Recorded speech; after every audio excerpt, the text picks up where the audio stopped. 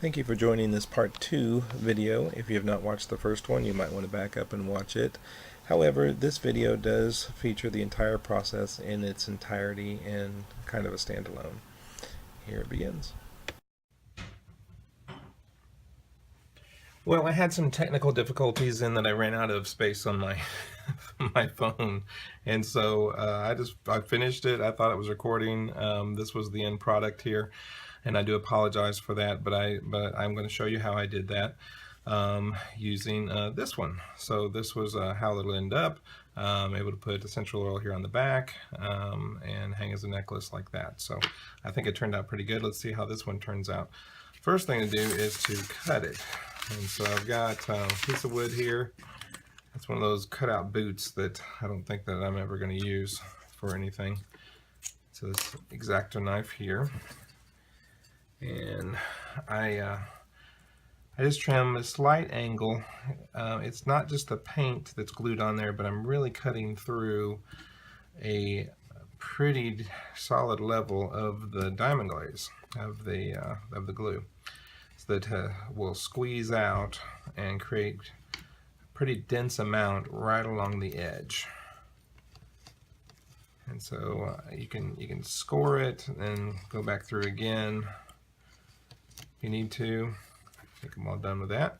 And believe it or not, I'm not going to throw that away either, because probably even that ball right there, because there's little things that you can do with it too. Like one of these I applied there. You can get, these are little bookmarks.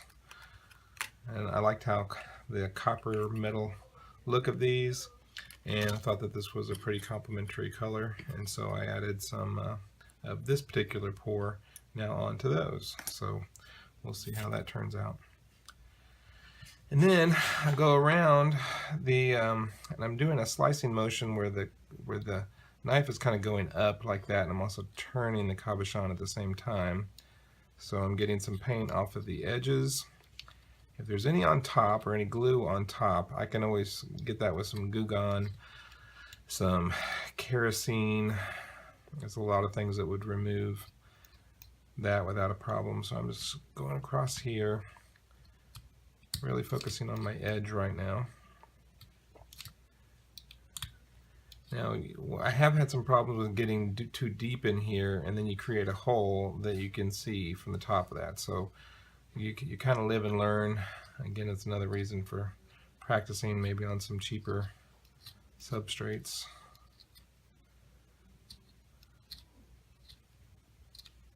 Trying to clean this up.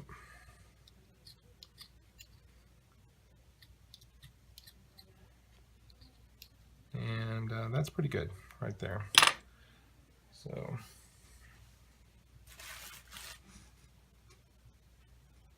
here's my towel.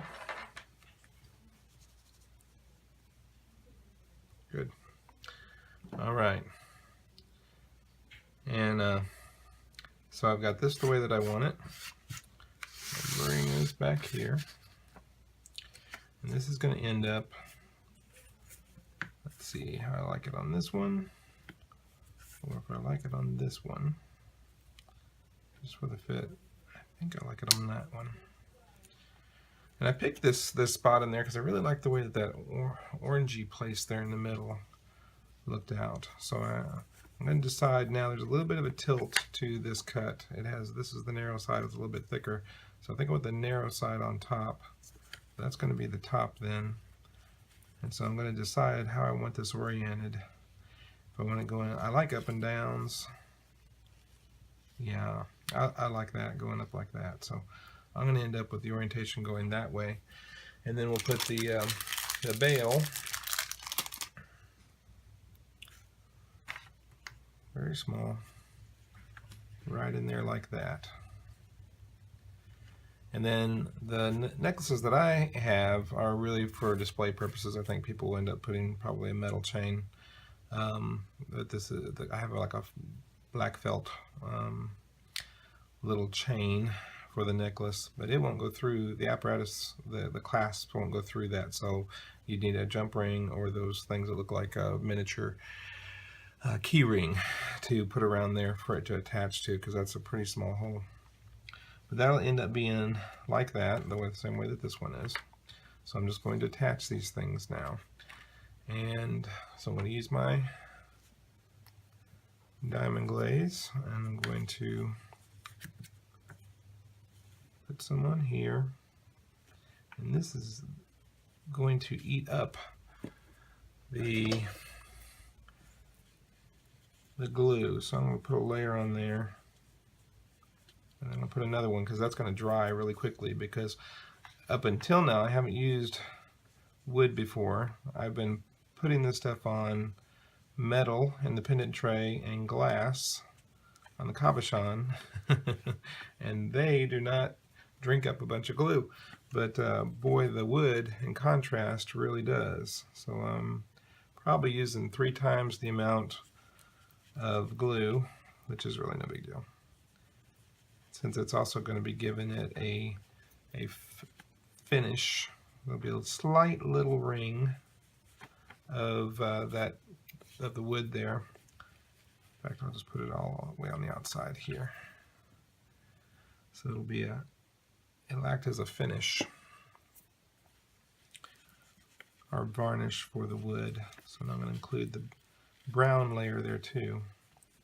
Alright, so I've got several layers built up and a layer on there. And so now I'm going to put a little dot there. And if you want these to last you got to clean them off pretty quick and put the little lid on. And then you can use that for a long time. Alright, so I think that's my orientation that I'm wanting right there. And with you doing the brush work,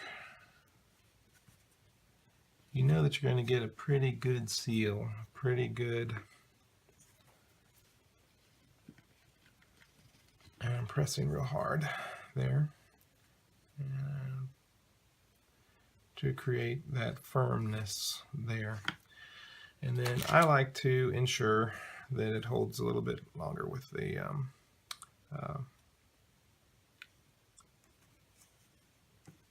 with a little more pressure there. That doesn't work quite as good as I've been doing with these pieces over here, because obviously this wood piece is a whole lot thicker, and so the angle's a little bit off. But with these, it's going very well in the center and putting the pressure where I want it.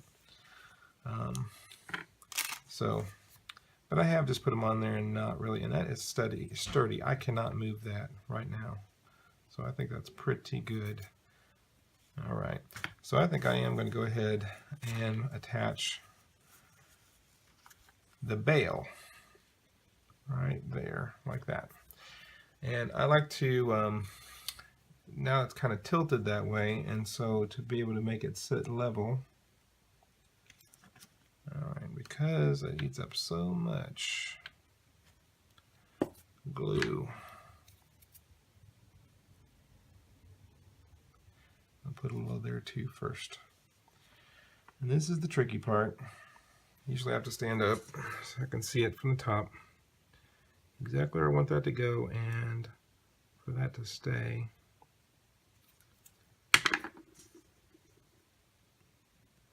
Like that. And I can use another bail to even it out on this side, which doesn't have any glue.